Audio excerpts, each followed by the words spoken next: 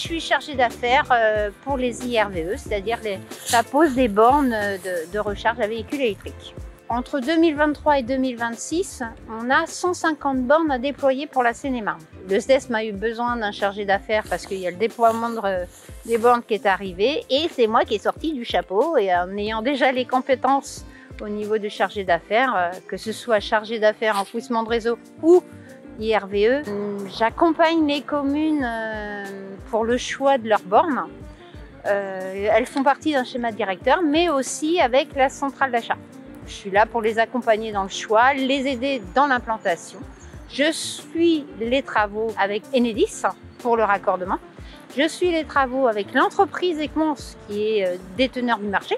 Mon métier primaire, c'est topographe, géomètre. J'ai fait 11 ans chez les géomètres. Ensuite, bureau d'études au niveau travaux publics, qui gérait tout ce qui était travaux, enfouissement de réseau, voirie, aménagement de voirie, etc. Suite à ça, j'ai le SDESM qui m'a recruté et c'est là que je suis devenue chargée d'affaires enfouissement de réseau pendant 10 ans. Le quotidien de chargé d'affaires enfouissement de réseau avec à gérer les entreprises, les communes aussi, c'est pas évident. Donc j'ai fait une pause en tant que chargé d'affaires, j'ai été au SIG pour retrouver un petit peu mon métier primaire de topographie. Qu'est-ce qui m'aide ?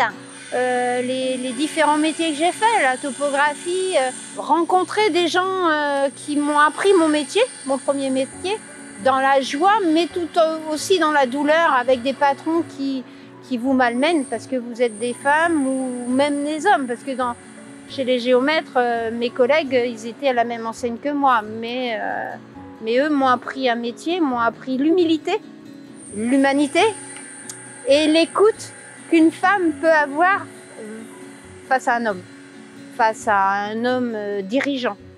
Travailler avec des hommes, c'est bien et c'est pas bien parce qu'on vous remet toujours à votre place. Dans le travail, il faut toujours jouer d'écoute pour prouver nos capacités et se faire entendre. Franchement, il y a des hommes qui ne supportent pas de voir une femme, surtout une femme qui donne des ordres. Donc il faut l'humilité et leur apporter l'ordre, mais par des biais différents, quoi. Donc il faut de la subtilité, mais tout en sachant qu'il faudra toujours jouer d'écoute tout le long de sa carrière, que ce soit à 20 ans comme moi à 56 ans aujourd'hui. Je suis contente que les femmes puissent évoluer autant dans le métier d'homme. Quand moi j'ai commencé à travailler quand j'ai fait mes études, on était, pour donner une ordre d'idée, dans notre lycée technique, on était 15 filles pour 700 garçons. Et aujourd'hui, il y a de plus en plus de femmes qui osent et qui ont les épaules et les coudes. Et c'est bien parce qu'on est... je dis qu'il faut que toutes ces femmes qui osent à faire un métier d'homme, qu'elles gardent leur courage, mais surtout qu'elles ne baissent pas les bras, qu'elles restent courageuses jusqu'au bout et qu'elles y arriveront, quoi.